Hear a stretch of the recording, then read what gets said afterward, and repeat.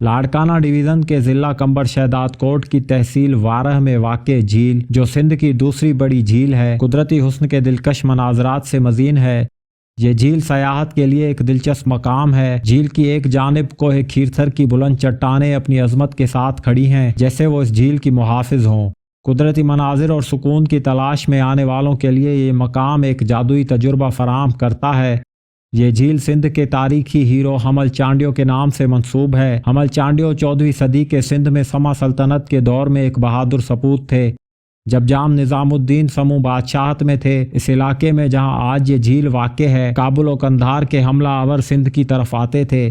حمل چانڈیو کو یہاں دفاعی مقاصد کے لیے مقرر کیا گیا تھا تاکہ وہ ان حملہ آوروں کا منہ توڑ جواب دے سکیں۔ لاڑکانہ شہر سے 58 کلومیٹر اور کمبر شہداد کوٹ سے 40 کلومیٹر کے فاصلے پر واقع حمل جھیل سندھ کی دوسری سب سے بڑی قدرتی جھیل ہے۔ یہ جھیل اپنی لمبائی میں 25 کلومیٹر اور چوڑائی میں 10 کلومیٹر تک پھیلی ہوئی ہے۔ جب سیلاب کا پانی جھیل میں بھر جاتا ہے تو یہ جھیل سندھ کے مختلف علاقوں جیسے وارہ، کمبر، فرید آباد اور کاچھو تک پھیل جاتی ہے۔ حمل جھیل جو 2965 ایکڑ پر پھیلی ہوئی ہے، اس میں 10.8 ملین ایکڑ فیٹ پانی جمع کرنے کی صلاحیت موجود ہے۔ اس جھیل کا پانی کوہ کھیرتھر کی بڑی ندیوں اور بلوچستان کی ندیوں سے آتا ہے۔